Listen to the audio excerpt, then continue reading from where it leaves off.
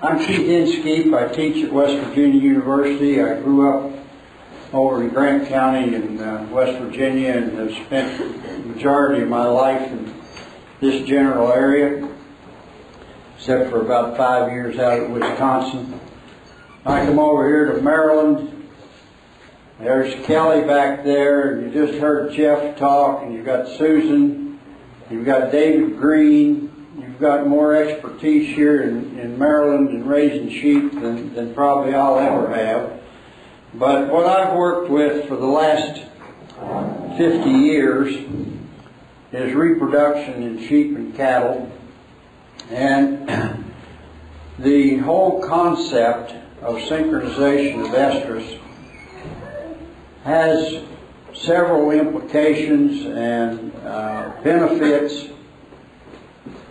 And yet the perfection of it to something that we can use on a routine basis has taken a lot of years before we had something on the market in the United States that could be readily adopted by a lot of people. So that's the subject I'm going to talk about today. And if I can find where a page down is on this machine.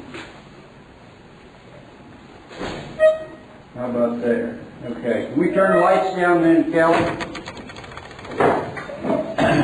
I want to start with being sure that we're all on the same page. So I'm going to start with talking about the function that we're interested in, the function of the ovary. This is a sheep ovary. And we see on this ovary a corpus luteum here, another corpus luteum here, and a follicle over here, and then another follicle down here where this is shining back at you. Those two structures, the corpus luteum and the follicle, are integral to everything we want to talk about today. The follicle contains the oocyte and has to ovulate to release that oocyte in order for you to become pregnant. Once that follicle ovulates, it forms in the structure that was there, the corpus luteum, which produces progesterone, the hormone necessary for the maintenance of pregnancy. And it is that hormone that regulates the cycle of the sheep and determines what we can and can't do in terms of managing reproduction. So if we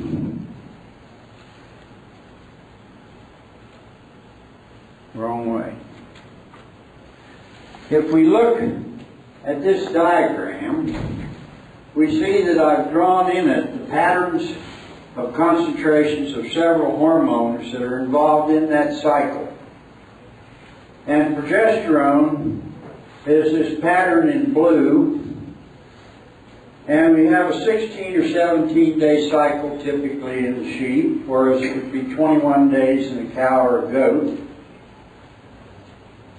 And that progesterone production begins about the third day of the cycle after estrus and ovulation, and then increases up until about day 9 or 10, sort of plateaus at that level, and then if the ewe is not bred and pregnant, the corpus luteum regresses, it stops producing progesterone, and that allows that ewe to come back into estrus again.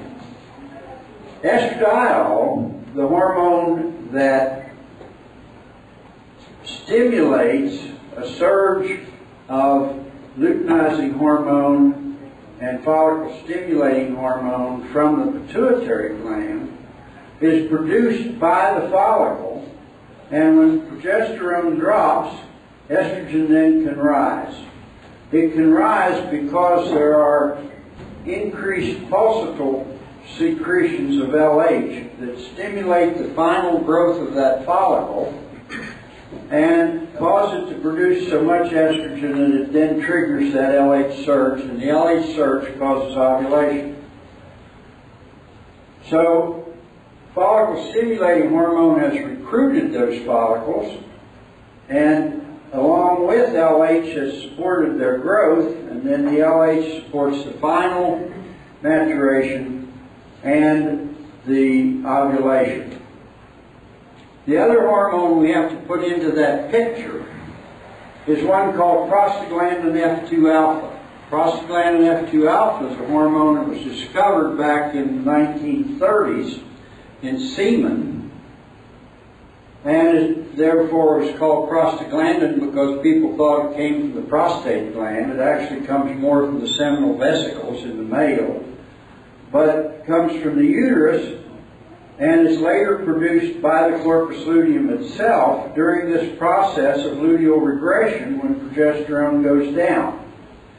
So prostaglandin F2 alpha begins to be produced in increased amounts by the uterus about day 11 or 12 of the cycle, and between 11 and 14 it begins to initiate luteal regression, the drop in progesterone.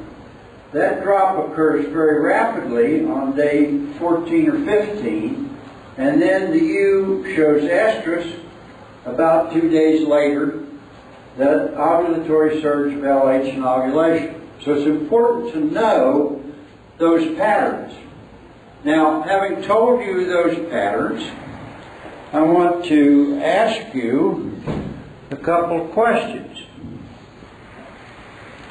If we know what those patterns are and how those hormones work, which of these hormones would we use to replace the corpus luteum and then withdraw it to allow estrus to occur?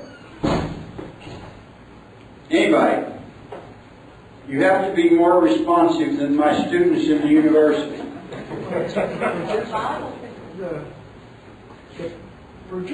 Progesterone. Give that man an A. Now, next question. If we wanted to regress that corpus luteum to end the cycle and start a new one, what hormone would we use? Prostaglandin. Prostaglandin. Excellent. Okay. So, you now have the answers to those questions. Progesterone and prostaglandin. So, the next question is, how long would we treat with these hormones? For progesterone, we know that it's secreted for a period from about day 3 of the cycle to about day 14, or about 10 or 12 days. So, if we want all of a group of animals that are cycling at random to show estrus together, for example, so that we could use artificial insemination, or so that we can use a lot of ram power to breed a lot of ewes at one time and have them all lamb in the same period so that we get the labor over with at lambing time quicker, then we're going to think in terms of treating for a fairly long period. If we want to regress the corpus luteum to end the cycle with prostaglandin, then we need to know it's going to act rather quickly if we give a fairly large dose of it, but we need to know when will it be effective. Is it effective throughout the cycle or only part of the time? And what we find is that given that period that the corpus luteum functions, we need to give progesterone for about 12 days to allow all the corpus to regress in the different ewes. Or if we treat with prostaglandin, it's effective from day 5 through 14. Before day 5, the corpus luteum is just forming and growing. It doesn't have its full blood supply. And prostaglandin has to be given multiple times to cause regression. But a single injection will cause regression from day 5 through 14. And after 14, those ewes are going to come to eat anyway. They're already on the way. So that gives us the basis for studying whether these hormones can be used effectively and for ultimately using them. So here we have a demonstration of the effects. We give a progestogen for 12 days. In this case, this was progestin called fluorogestone acetate given in intravaginal sponges to deliver it.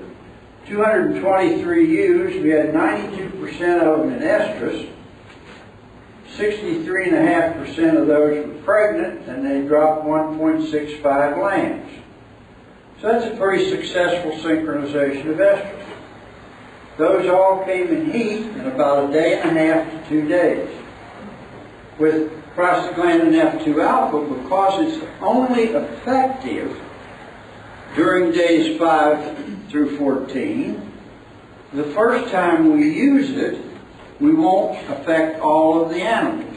So a scheme that is used is to give 2 injections 12 days apart. The first time we get all the animals that are between 5 and 14 to respond, and those animals then 12 days later will be about 10 days along, so they're in a very responsive stage, and the other animals will either be ready to come into estrus from their previous ovulation or at a stage that they have a responsive corpus luteum. So now we treat 236 ewes in this case with prostaglandin, 95% were in heat, 65% conception rate, and 1.75 lambs born per ewe treated. Any questions about that basic treatment? Yes. Either or treatment? Yes, this is either or in this case. This is a treatment complete with the progestin. You don't need any prostaglandin with that one because it's 12 days. This one is complete with the prostaglandin and you don't need the estrogen, or the progesterone.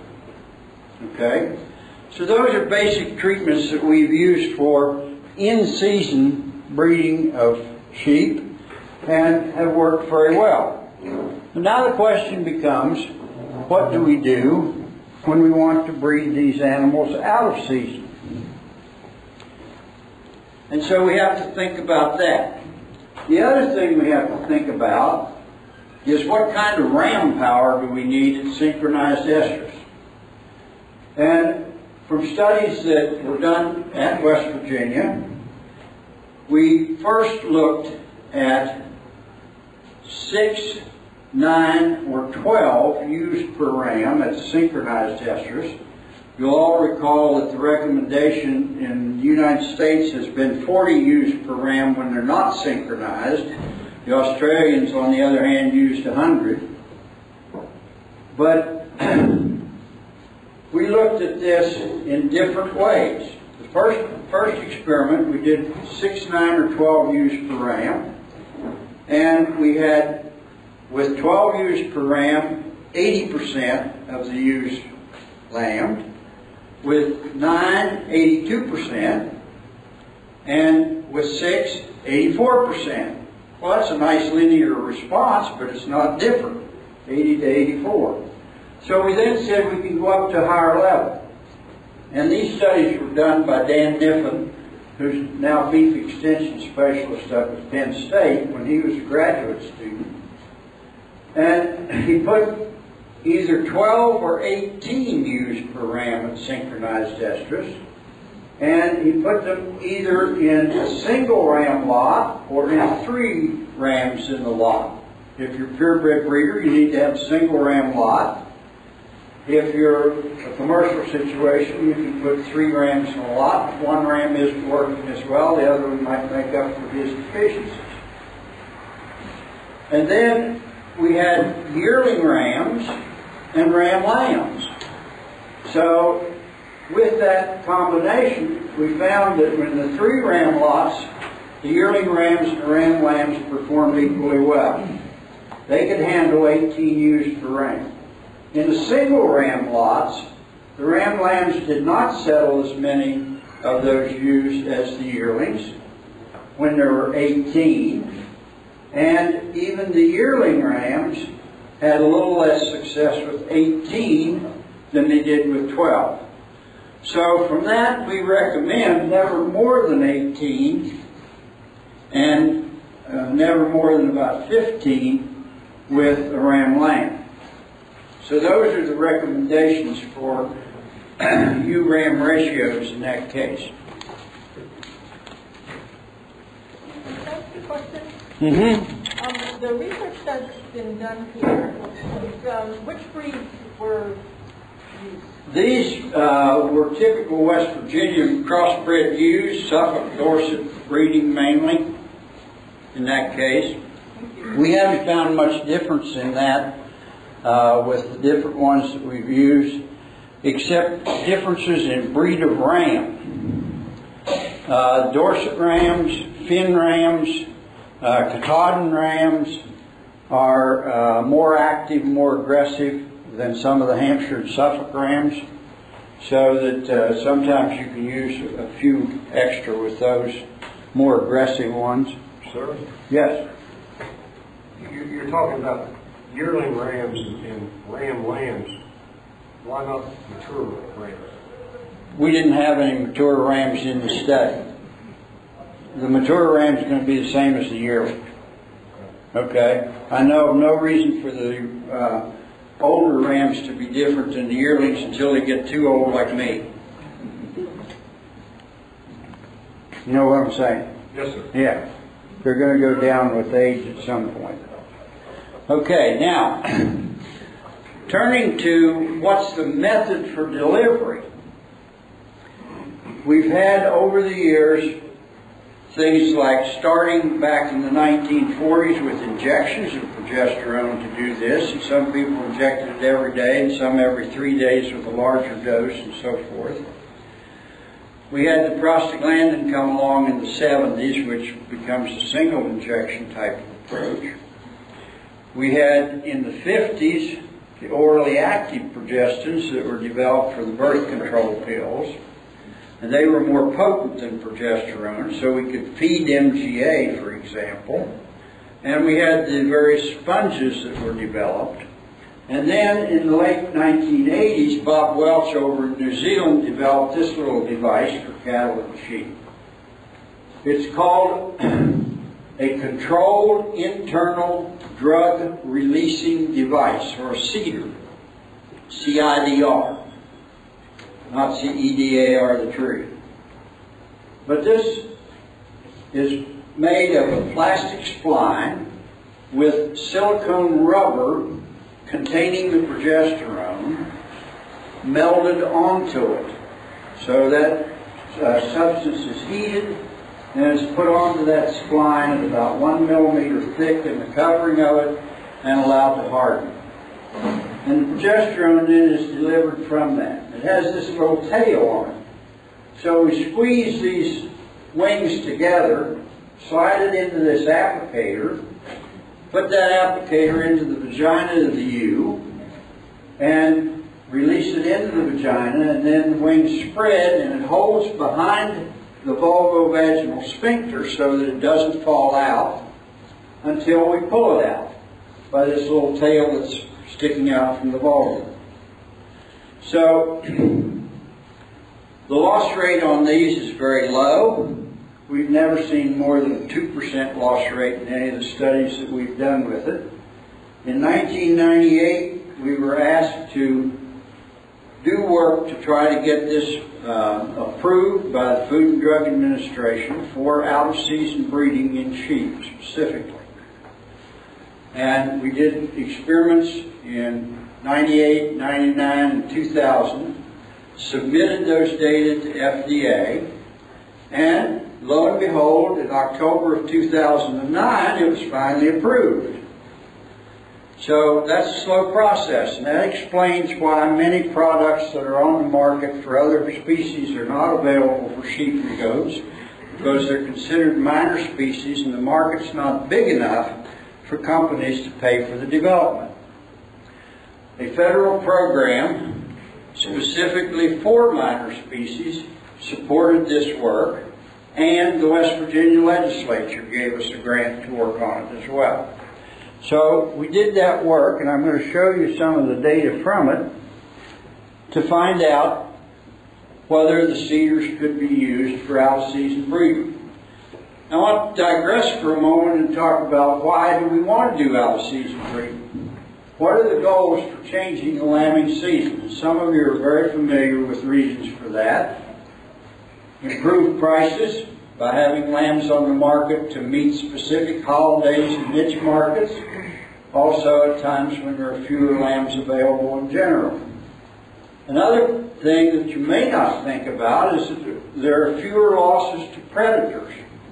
In those early studies, we also had Dee Singh doing studies on farms, about 50 farms in West Virginia, where she was looking at losses and feed costs and profits and so forth. Some of them were on programs of fall lambing, others were on spring. And what she found in that was that we had about 6% loss to predators of spring-born lambs, and only about 3% loss to predators in the fall-born lambs. The difference being largely coyotes who are feeding their young in the spring. And that meant that then the fall lambs, we had more of them saved. Lower feed costs in some cases. Other cases the feed costs were higher. And so the goal overall was improved profits. And I can tell you that the farmers who are using it will agree that the profits are better. They're very happy with what happens with this in terms of the out-of-season lambs. So how do the seeders work? The seeders then deliver that progesterone from the silicone rubber to the Estrus ewer doe, and that prepares her then to show estrus and ovulate in response to the introduction of the ram.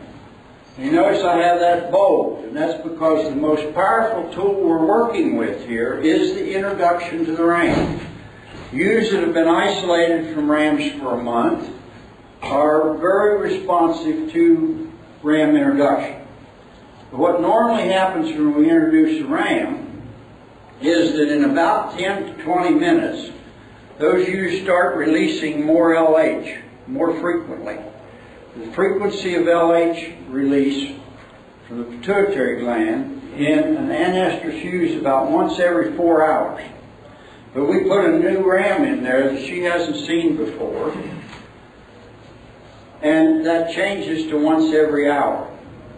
That then stimulates estrogen production by those follicles and leads in most ewes that are of responsive breeds, and we'll talk about breed differences a little bit, in about 39 hours on the average from Oldham's work, we see an LH surge, and then about 24 to 27 hours later we'll see ovulation. But that first ovulation leads to a corpus luteum that only lasts a few days, about 1 to 4 days, and regresses. And that ewe does not show estrus with that first ovulation. She often doesn't show estrus with the second ovulation, then has a normal luteal phase, and finally shows heat about 18 to 23 days after we introduce that ram. So the ram is a very powerful stimulus to ovulate, but it takes a while to get estrus with ovulation. When we pre-treat with progesterone, we now get estrus and ovulation together about 45 to 60 hours after that ram is introduced. So it's effective in mature females that are in good body condition, that are not lactating, and we'll talk more about that, and that have been isolated from rams. And with that, additional treatments are not necessary, and we have no other approved treatments to go with it at this point in time in this country. So what about the differences in breeds? We know that breeding seasons differ in length in different breeds. We have short breeding seasons in South Downs and Cheviots and North Country Cheviots and Border Leicesters. Long breeding seasons in Dorsets and Rambouillets and Merinos and Fin Sheep and Katahdins and St. Croix and those hair sheep are year-round pretty much. Hampshires and Suffolks are intermediate.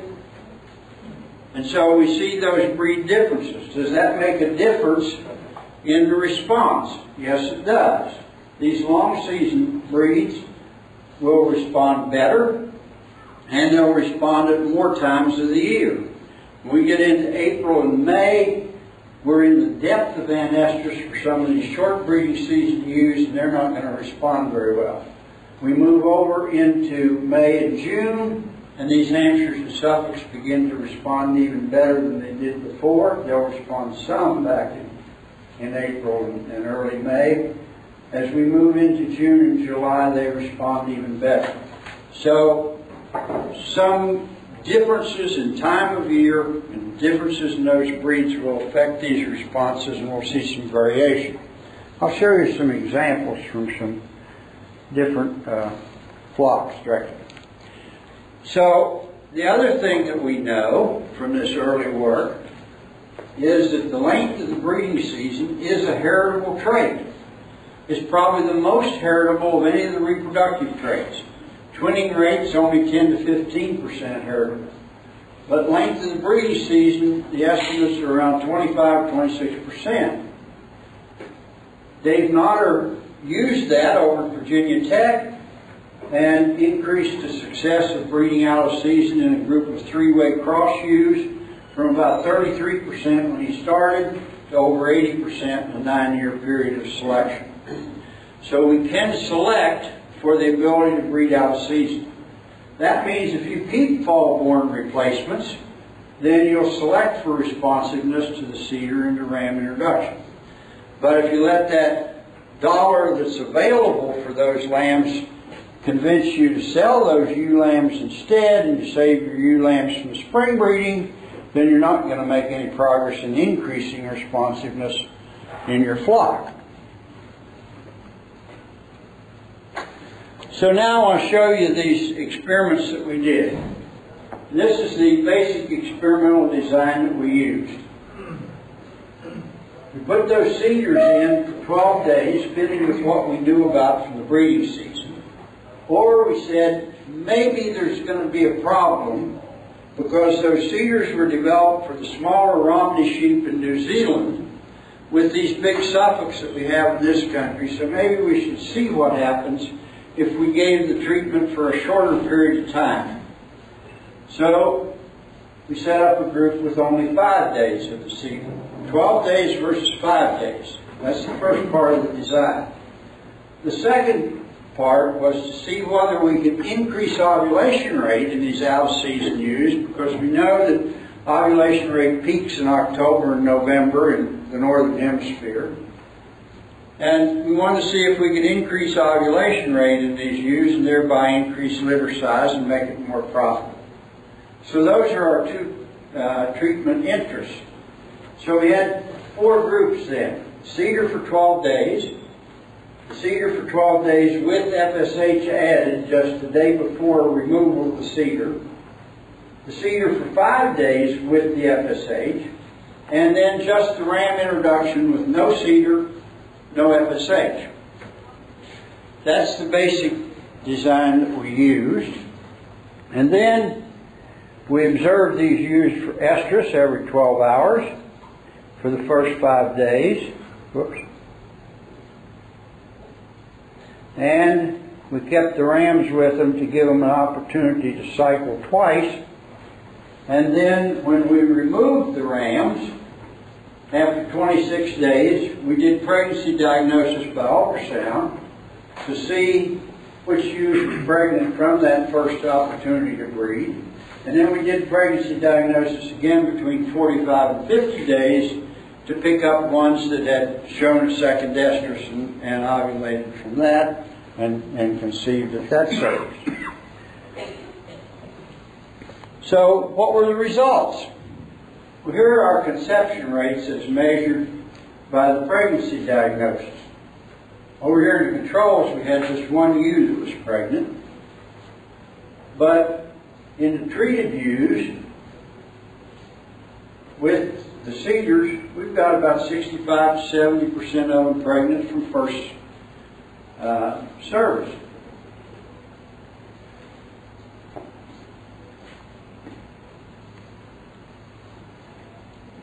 How many of them lambed to 2 services? Now those controls, which remember are going to show their first estrus cycle about the time that the treated ewes are showing their second one, now 45% of them lambed as well. So the presence of that ram was a powerful tool. It just took longer to act. Adding the treatment with progesterone, we get a combination from 2 services of about 70% of these ewes are pregnant. Any questions on that? Yes? I have I'm a little confused because I'm coming to this with experience with using cedar and prostaglandin injections on beef cattle. And when you say estrus and ovulation, are you talking about heat? Yes, estrus equals heat. Okay. Okay? That's an important question. I refer to it as heat too. When I write it down to go on the slide, I end up putting estrus. Okay. That means the same thing. Okay, now what kind of lamb crop did we get out of those ewes that were pregnant from this? 1.6 lambs. And did the FSH do any good? Not really. We still got 1.6 to 1.7 lambs. Not enough more to amount to anything. And we'll talk about that in a little bit. Sir? Yes, sir. The age of the ewes for these weren't first pregnancy. These are mature ewes. No, they're not first pregnancies. There's a few yearlings in there, but we didn't have any ewe lambs in this study. And I'll talk about ewe lambs a little bit later as well. Okay, what happens then at lambing time? Here's the lambing pattern. These controls don't start lambing until 15 days into the lambing season. The treated ewes start back here. That first group of lambs that we're going to get has come there, and then we get more at the second service. Here the controls are all coming at the second service, and 100% of the ones that came from the controls are then from second service. That one pregnant ewe at the first service lost her pregnancy. We'll also talk about pregnancy losses, because there are some, regardless of whether you're in season or out of season, regardless of whether you synchronize estrus or not, there are some losses during pregnancy. Here's the percentage of ewes lambing to both service periods from a second experiment that we did. Remember that we had only with FSH in the day 5 group in that first experiment. So we did a second experiment with and without FSH in the day 5 group. Controls after 2 services were near 50%. Progestin for 5 days, 70%. Progestin and FSH, about 70%. So the FSH is not really doing us any good. And I'll show you one more study with FSH a little later. Overall prolificacy here, 1.6. Same way. FSH isn't doing any good for that either. Okay, so what kind of results do we get if we take this out to the field and use it in your flock? This is a flock of purebred Dorsets up in Preston County, West Virginia. 98 ewes that were synchronized in May and June of 2010 with 5-day cedar and ram introduction. First service, we got 54% of the ewes lambing, 1.73 lambs per ewe. Second service, 19% more, 1.82. A few stragglers of the third service period. The rams weren't pulled out as quick in that, although we recommend just using the 2 so you don't mess with those stragglers. Just save them, put them in the breeding in the fall. And we have 1.3 there, an overall average of 1.67. So that's about how West Virginia ewes perform. Some of you may have hair sheep. How many of you have hair sheep? 1. Okay. Here's experience with a group of Katahdins. These are over at our Wardensville Experiment Station. 77 ewes in this group, and this is actually Again, 2010, this is one of the poorer responses with those ewes. They usually do a little better than this, particularly in terms of the percent lambing at first service. They have been over 80% at first service a couple times. Here they were 47, 31 at second service, 13 at third service. Overall average of 1.47 lambs. And the survival is very good in those. They're vigorous little buggers. Are these service periods out of season? That's your success rate out of season? That's correct. Those are all out of season. May, June, out of season for typical ewes, not as far out for those Katanas. Okay? So, when I say service period, I'm talking about that first 2 or 3 days after the cedars are removed is the first service period. The second one is going to be 1 cycle later. The third one cycle later. And they spread out a little more in those subsequent cycles. All the ones that are bred in 1 day within a breed will normally lamb in about 7 days. If they're bred over about 3 days, they'll lamb over about 10 days. Sometimes we get a really lucky thing in terms of getting them all together and they lamb in 4 days, but if you do like the fellow that we're working with here, George Wherry, and breed 150 ewes at a time, it can get pretty hectic in a couple of those days. These are up at George Wherry's at Senior Hill, Pennsylvania. George is a long-time sheep producer. His father had the old traditional blue-tip merinos. Then they added Dorset into that at some point. And George has gone into trying to get more meat in his sheep and market lambs at an earlier age. And so he is using Texels. So these gals here with their ears up are Texels. And this one has more Dorset than her. And that's the kind of combination that he has is pretty much Texel and Dorset cross. The more Texel ewes are bred back to Dorset, and the more Dorset types are bred back to Texel, pretty much. So here's July 2011 in George's flock. We did a big demonstration up there for a group of farmers. We had 101 ewes treated with cedars and 22 controls. 2 of those 101 lost the cedar in that case. So we had 1 ewe in each group that we lost identity on, so we didn't know where she came from, or which ewe she was, so we couldn't get a data point on her. So we scanned 98 and 21. At scanning, first service period, we got 57 pregnant here, or 58.2%. 55 of those 57 ultimately lambed. And we had just 1 here that apparently cycled on her own, probably due to her Dorset breeding. And she went through and lambed. At second service period, 18 more, 44% of the remainder, and only 11 of those lambed. And I'll show you data that we have seen that throughout the studies we've done, we often have more losses at the second service period than we do at the first service period. We think that's probably related to the hot weather at that particular time. Over here in the controls, we only lost 1. And here we have overall 66 of the 75 that were diagnosed pregnant lambs and 15 of the 16.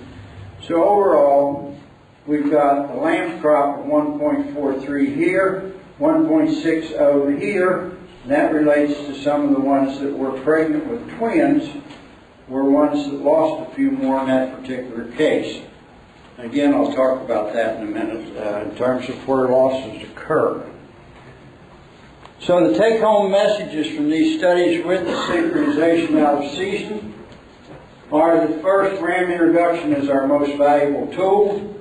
Progesterone treatment, particularly with the cedar in this case that we've used, is the second tool. Body condition before breeding is important. Early rebreeding means early weaning. The lactating ewes don't respond well. We like to have them weaned at least 10 days, and preferably 14, before we put them into one of these programs. And The black-faced ewe lambs that we have in a lot of our flocks, we've had some problems in trying to breed them out of season the next spring. Fall-born black-faced ewe lambs simply have not performed well the next spring. So we have a student currently working on that problem, but the first flock he recruited to work on it is the Dorset flock. And so these Dorset ewe lambs that were treated with cedars for 5 days and exposed to rams in early May were fall-born ewe lambs born in October and November. And during the winter, from December the 16th to March the 23rd, he kept half of that group on 16 hours of light. Now the concept for that came from studies at the University of Michigan, where with Suffolks they found that in order for ewe lambs to reach puberty, they need to see long days before they see short days. So we're giving them long days by light in the barn for 16 hours for that 14-week period. Lowell Slider had tried that with some white-faced ewe lambs up in South Dakota, and these were April-born lambs that didn't reach puberty in the fall, and then he treated them with long light during the winter and increased the number that reached puberty in April and next spring. So the Michigan work and the South Dakota work indicated that light might help. Well, what happened in this case? What we found was that we actually got better success in the controls than we did in the treated. These were Dorset ewe lambs, so what we're seeing is that the light was not particularly helpful in those. So this year, the student is repeating this study. This time he has a group of Dorsets, a group of Suffolk crosses, and a group of Texel crosses. So now we'll see whether those other breeds are benefiting from light. But breeding ewe lambs out of season continues to be a challenge. Yes, sir? You say the most important thing is the introduction of the ram. That's correct. We do rotational grazing. How far does the ewe need to be away from the ram prior to it? Is it sight and sound, or? Sight and sound can have some effect. The main effect seems to be a pheromone that's carried in the wool. So the ram definitely needs to be away from contact. So if that ram is 2 lots away, you're okay. If it's in the next lot, then you probably got a problem. Because those ewes and rams are going to see each other and rub against the fence, and they're going to smell each other and talk to each other and so forth. Other question? Yes? I have a question about the length of days. My understanding, I'm right, that they begin cycle as the days get shorter. That's correct. So if you keep them on excess light, do you then have to take them off of it? Yes, that's what we did. And I didn't say that well enough. Good point. Because we took them off of that long light in March. Then we attempted to breed them in late May, 2 months later. Oh. So they came off of that light in March and went to the shorter day. Okay? Now, it's not completely short. So the other thing we did in these animals is we put melatonin implants in their ears to make their day shorter. So they're seeing more melatonin. So that seems more like a short day. So we use a combination of added light and then taking it away and giving melatonin. Yes? I have a small flock. I usually run the ram with the ewes, and typically they breed all year long, but I just introduced a new ram, and he is not interested at all. If I pull him out, how long do I have to keep him separated from my girl before I can put him in and get that punch from that ram? A month is the standard recommendation on that. Work that Kushwa, a student at Davison, California, did several years ago, if you changed rams and put in a different ram, it might not have to be that long. He was young when I put him in. Yeah. So, a month is the standard for that. Yes? help me remember, horned Dorsets used to breed out of season. They still do. But To the where do you find one? And when they put the Columbia in them to get the Pole Dorset, they lost that? Well, I don't want to endorse that statement exactly. I might get shocked here. But yes, the Columbia is a shorter season. Even though it has Rambouillet in its background, it also has Lincoln in its background. Lincoln long-wool sheep, the long-wool sheep were shorter season breeders. Other questions? Those are good ones. Yes? What does out-of-season breeding do to your regular season? Is there a success ratio for your... Okay, again, that depends on the breed. For the ones that lamb in the fall, they're lambing in the breeding season. Most of these ewes of most breeds will cycle back by 35 to 40 days. So we are breeding some of these back and getting 2 successive crops, then giving them a break until the next time. Okay? So, and the ones that don't breed out of season are going to do just fine in the fall like they normally would. I'm sorry, I didn't hear that. Okay? The ewe delivers, and you're breeding them back in 35 days? 35 to 40 days, they'll begin to cycle back. We have done some this last year. Dr. Marlowe Knights has, with his students, a group that lambed in October. They put cedars in them and put rams back with them in December. And when they pregnancy checked in February, they had 80% pregnant. Have they taken the lambs from them, or were they lactating? Those were lactating when they treated them. The lambs were taken shortly after that and went on one of the early markets. But they were lactating when they were bred in that case. So that's an important point to understand about how sheep function. Lactation is very suppressive to the response to the ram or the response to the progesterone when you're out of season. In season, lactation does not suppress cycles after about 35 days. That was first shown in work in France with the Ile de France sheep, which are one of the shorter season sheep. You had a question? Let's talk about cost and profit. Okay. When you look at the cost for all the additional nutritional feed elements that you need to do, is there enough profit there to justify all this work? It varies with how you feed and when you sell and what the prices are then and what your feed costs are. Okay? There's a lot of variability there. When Singh studied that in the period 1999 to 2001 with about 50 flocks, that some were fall, some were spring, some were both, okay? Put those data together. The fall-born lambs, or the ewes having fall lambing, I should put it, were making $4 more per ewe on the average. And do you know what the price point was for lamb at that time? About half what it is now. Okay? So in general, it's more profitable now than it was then. Okay. But if you're paying too much for your feed, it's not going to be as profitable.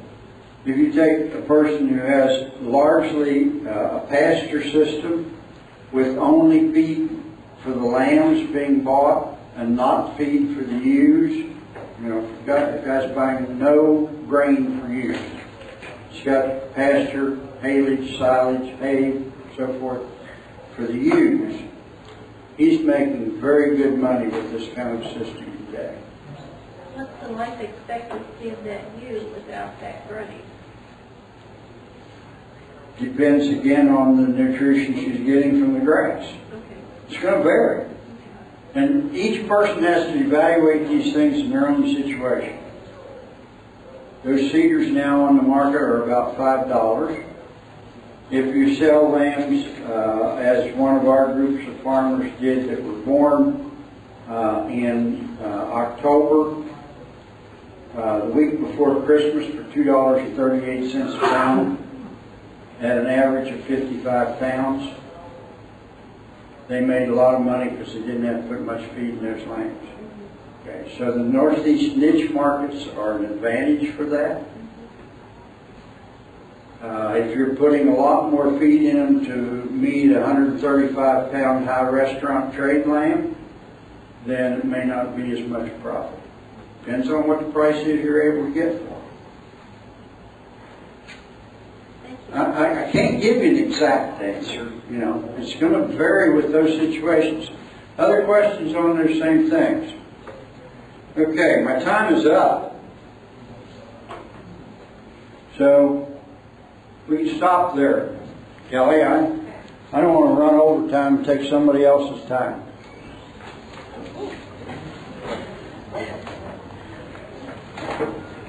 I guess I got a couple minutes.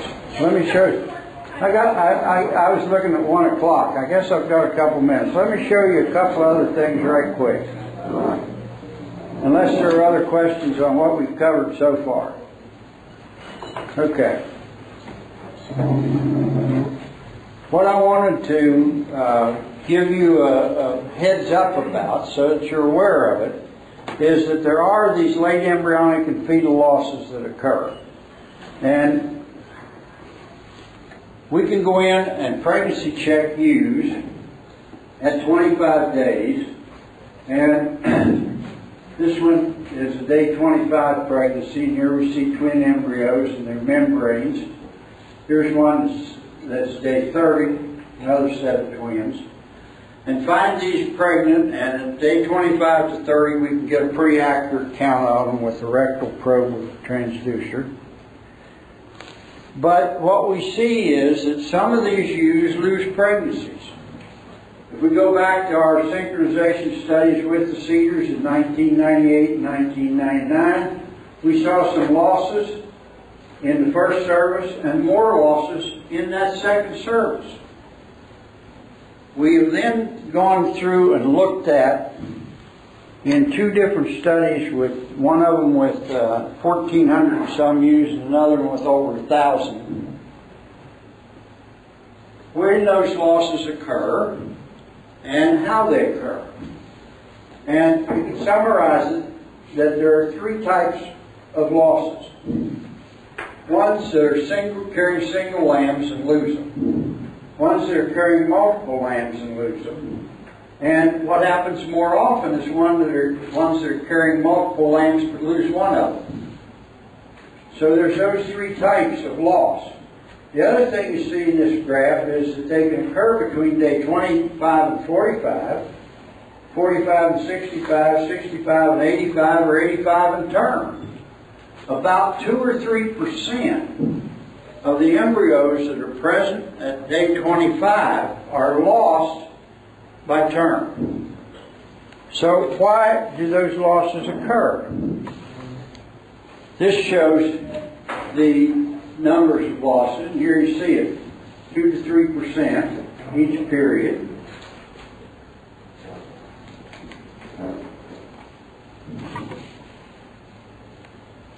We did this early study, and black-faced ewes were losing more of these embryos than white-faced ewes or the mottle-faced ewes, crossbreds.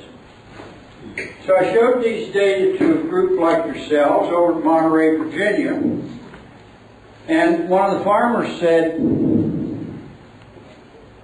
is it because the black-faced ewes had a higher ovulation rate? Logical question. Submitted the paper about this work to the Journal of Animal Science, and one of the reviewers said the same thing. So we went back and went through the data and sorted that out, and no, that's not the case. The ovulation rates were actually higher in the white-faced and the mottle-faced ewes. So that was not the explanation for that. A subsequent study that we did, we had more losses in white-faced ewes. In that particular study, those happened to be dairy-type ewes. They were ones that we collected data from up at Wisconsin at the dairy sheep studies. So we know that there are differences, and to follow that up, we look at that whole thing of ovulation rate in more detail, and we look at what are the other factors that occur. So let me show you some other data that illustrate this. We know that litter size in sheep increases with age. Here are ewes lambing at 1 in this second study, actually. And they dropped just over 1.45 lambs. At 2, 1.65, 3, 1.77, and so on. Up to age 6, they're still increasing in the litter size that they're actually dropping. But if we look at the data for the counts of embryos on those ewes, and look then at the losses, we see that as they get older, they also lose more. So the embryonic and fetal losses are also greater than the older ewes. That kind of surprised us. We thought maybe they would do a better job than the young ones. We look at ovulation rate. Here's a study that Dr. Knights did giving FSH to try to increase ovulation rate.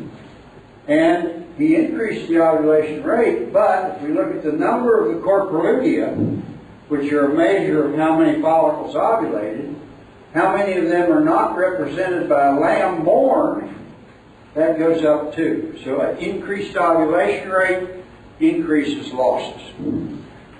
So there are those losses. Another study we did, this one was hair sheep with Barbados blackbelly ewes. This time, one of the things we found in these studies is that progesterone for the out-of-season breeding does not have to be high in order to get a good response. That 5-day treatment was no better than the 12, but easier to do. Here, we assigned ewes to different levels of progesterone, high, medium, and low. So the ovulation rate goes up with lower progesterone. That's the reason that some of those out-of-season ewes did as well as a lot of in-season results that we would see. But then when we